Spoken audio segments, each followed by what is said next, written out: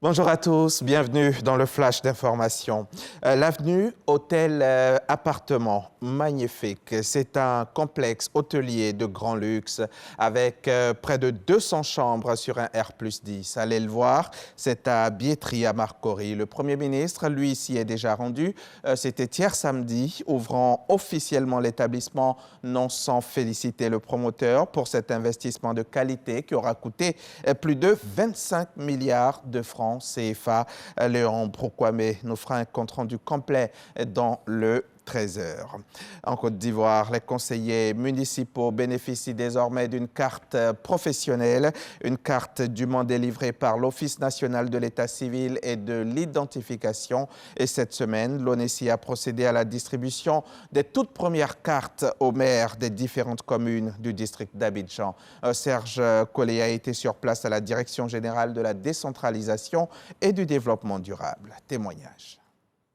Lancée il y a 5 mois, l'opération d'établissement et de délivrance de la carte de service des élus locaux et de la carte professionnelle est désormais une réalité concrète. Les maires des 13 communes du district d'Abidjan ouvrent la phase de distribution. Pour le docteur Fidel Yapi, responsable de la Direction générale de la décentralisation et du développement local, c'est une initiative qui va renforcer la gestion dans les collectivités locales. Il n'y a que les acteurs de la décentralisation qui ne disposaient pas d'une carte homogène. Chaque élu faisait comme il pouvait pour pouvoir fournir des cartes à ses agents. Cette fois-ci, le ministre a demandé qu'on uniformise toutes les cartes. Donc, elle est unique pour les élus, unique également pour le personnel des collectivités. Partenaire technique de l'opération, l'ONESI situe les enjeux de cette opération. C'est une carte professionnelle qui concerne tous les élus et c'est une carte aussi qui permet à la DGDDL d'identifier effectivement le nombre du personnel des collectivités locales. Donc nous sommes vraiment dans la continuité de la politique d'identification, de sécurisation des titres et d'authentification des données à caractère personnel.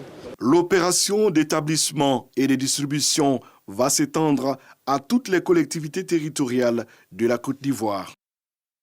Une délégation de parlementaires ivoiriens a effectué récemment une visite d'imprégnation au Royaume du Maroc. Ces députés et sénateurs ont eu des séances de travail avec la Chambre des représentants, avec les acteurs politiques, administratifs, mais aussi de la société civile. Les échanges ont essentiellement porté sur le programme Partenariat Gouvernement Ouvert, un programme qui prône la gestion transparente et l'efficacité d'action dans les affaires publiques. Les précisions de Moussa Konaté à suivre tout à l'heure dans le 13h. Alors que la période de dépôt des candidatures pour les élections législatives et locales du 29 décembre prochain au Tchad doit s'ouvrir dans une semaine, une partie de l'opposition tchadienne annonce officiellement qu'elle boycottera le scrutin. La décision a été prise dans le cadre des assises organisées hier samedi 12 octobre par une quinzaine de formations politiques qui estiment que les conditions ne sont pas réunies pour y participer. Un Afghan de 22 ans acquis à l'idéologie de l'organisation État islamique selon le parquet antiterroriste a été mis en examen et écroué ce samedi. Nous sommes en France. Il est soupçonné d'avoir fomenté un projet d'action violente dans un stade de football ou un centre commercial. Le jeune homme avait été interpellé avec 2 autres mardi 8 octobre en Haute-Garonne par les enquêteurs de la Direction générale de la sécurité intérieure appuyée par le RAID.